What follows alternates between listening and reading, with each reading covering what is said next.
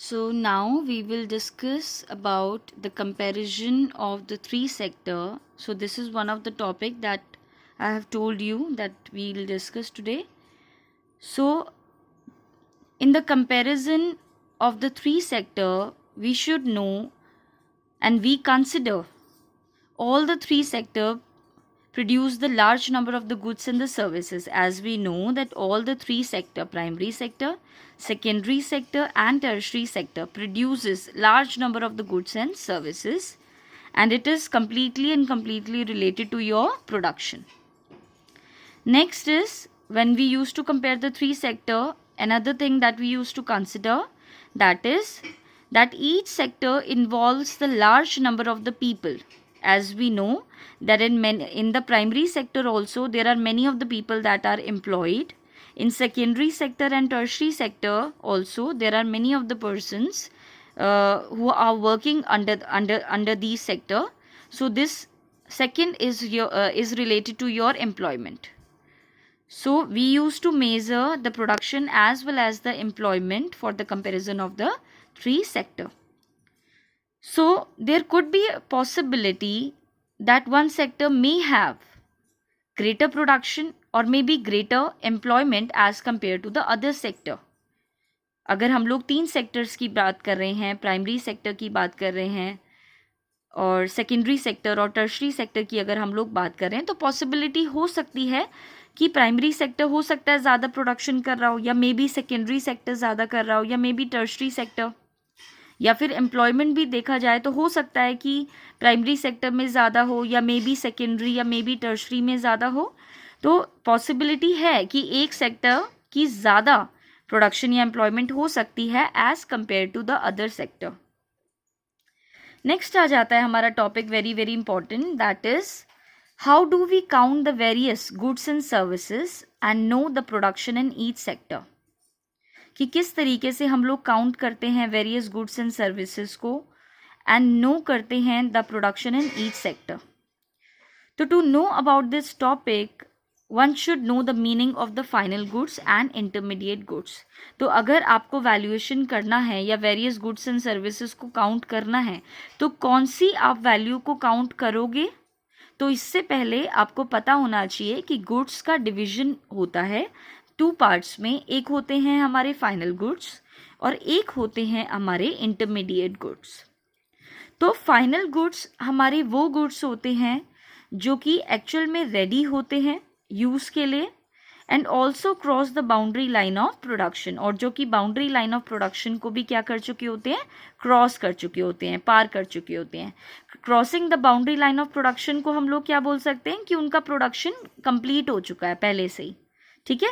तो final goods आपके वो गुड्स होते हैं जिनका और अभी प्रोडक्शन नहीं करना, उनका प्रोडक्शन आपका कंप्लीट हो चुका है, यानी कि गुड्स आपके बिल्कुल तैयार हो चुके हैं, अभी बस यूज़ करना बाकी है. कि गुड्स बिल्कुल तैयार हैं, बस यूज़ करना उसको बाकी है. ठीक है.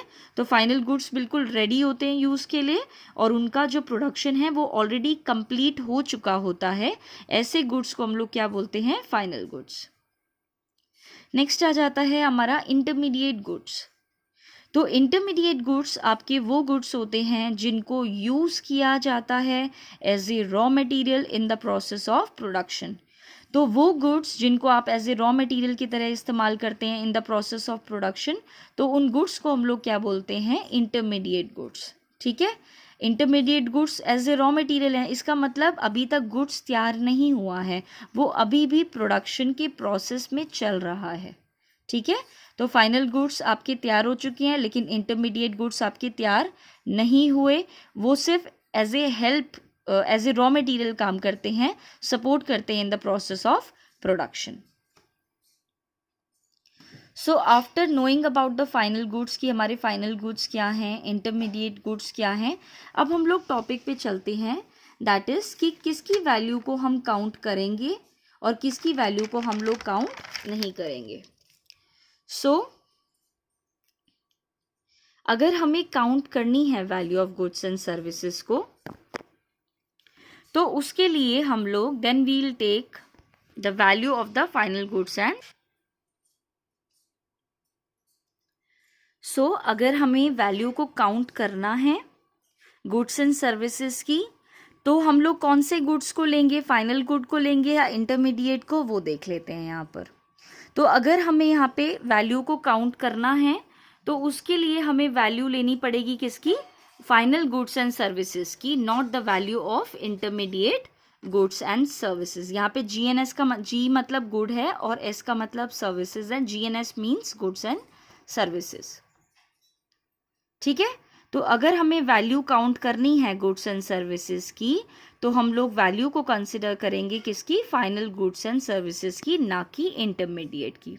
ठीक है, और क्यों हम लोग फाइनल गुड्स की करेंगे और इंटरमीडिएट की क्यों नहीं करेंगे, उसके पीछे का रीज़न ये है कि वैल्यू ऑफ फाइनल गुड्स में already value of intermediate goods क्या होती है, शामिल होती है। यानी कि वैल्यू ऑफ गुड्स जो होती है आपकी फाइनल गुड्स की, the value of the final goods already includes the value of intermediate goods.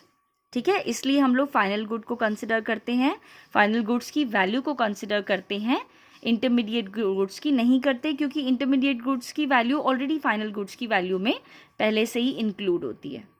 ठीक है, नेक्स्ट आ जाता है, इसी को हम लोग समझते हैं कि एग्जाम्पल से। तो फॉर एग्जाम्पल एक फार्मर है, एक किसान है, तो एक फार्मर सेल्स करता है वीट को एट 8 रुपीज़ पर केजी के हिसाब से।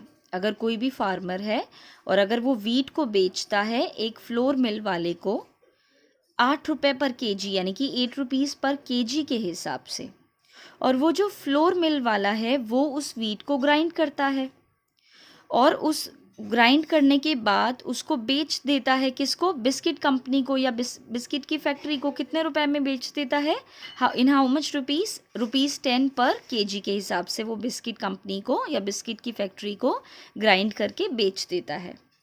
फिर वो जो बिस्किट की जो फैक्ट्री है जहाँ पे बिस्किट्स को एक्चुअल में बनाया जाता है, तो वो क्या करते हैं, वो जो वीट जो ग्राइंड करके वीट को जो भी दिया हुआ है बिस्किट फैक्ट्री को, तो वो क्या करता है, उस फ्लोर को वो यूज़ करता है। वो जो फ्लोर है उसको यूज़ करता है, फिर उसके अंदर शुगर, मिल्क, ऑयल, मतलब जितनी भी चीज़ें एक बिस्किट को बनाने के लिए यूज़ होती हैं, तो वो सारी चीज़ें उसको ऐड कर देता है। Floor, sugar, milk, oil, ETC जो भी चीज़ें आपकी शुगर को आपकी बिस्किट्स को बनाने में लगती हैं, तो उन सबको वो ऐड करता है और इन सभी की हेल्प से वो क्या करता है, पैक्ड बिस्किट्स को बना लेता है।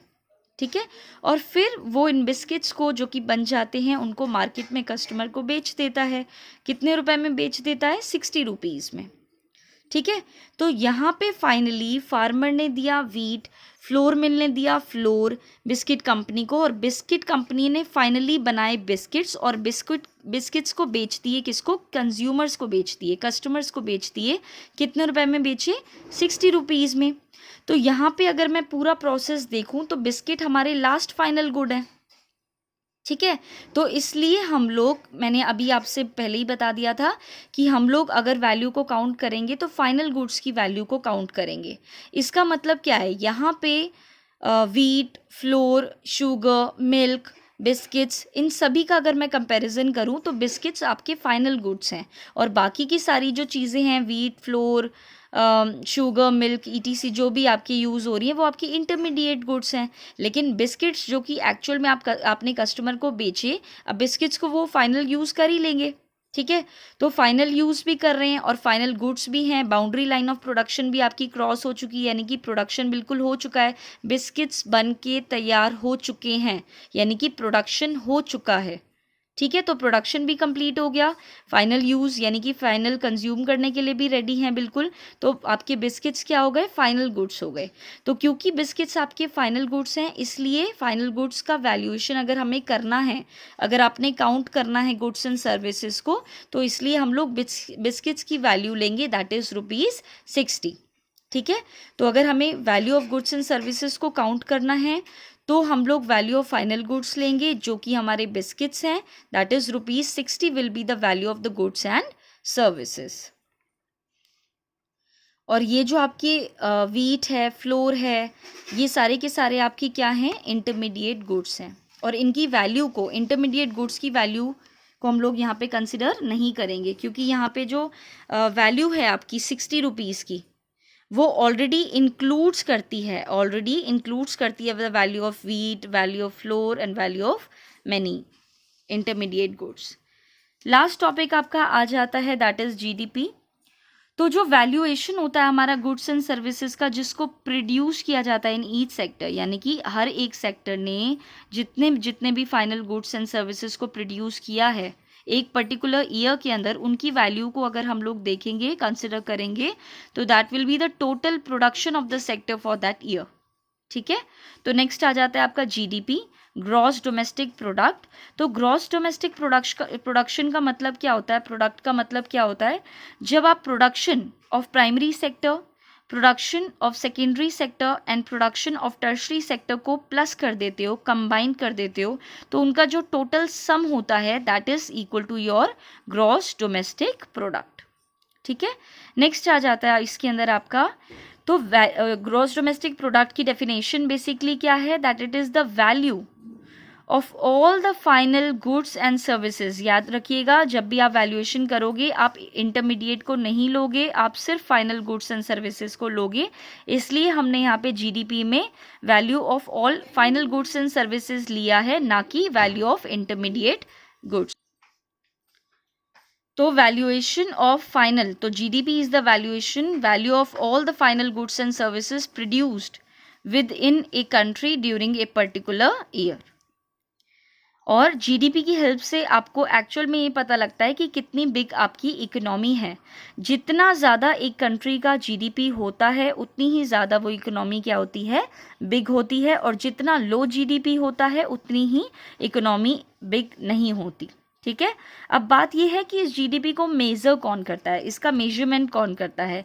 तो GDP is measured by central government, उसको कंसिडर किया जाता है किसके द्वारा, सेंट्रल गवर्नमेंट के द्वारा, सेंट्रल गवर्नमेंट मिनिस्ट्री के द्वारा। किसकी हेल्प से, with the help of the various government departments of all the Indian states and union territories. ठीक है, तो यानी कि जीडीपी को अंडरटेकन किया जाता है by the central government ministry के द्वारा with the help of various government departments, यानी कि गवर्नमेंट के जितने भी डिपार्टमेंट्स हैं, इंडियन स्टेट्स यानी कि इंडिया में जितने भी स्टेट्स और यूनियन टेरिटरीज हैं, तो उनके जो डिपार्टमेंट्स हैं, गवर्नमेंट डिपार्टमेंट्स, वो इसकी हेल्प करते हैं। और इन्हीं डिपार्टमेंट्स की हेल्प से हम लोग कलेक्ट कर पाते हैं इंफॉर्मेशन को relating to the total volume. Total volume का मतलब क्या है, टोटल प्रोडक्शन। टोटल वॉल्यूम को हम लोग बोलते हैं total production of the goods and services, और उन्हीं जो भी आपने प्रोडक्शन किया गुड्स एंड सर्विसेज का, उसका प्राइस क्या है। तो प्राइस और वॉल्यूम यानी कि प्रोडक्शन की हेल्प से हम लोग जीडीपी को कैलकुलेट, मेजर कर पाते हैं।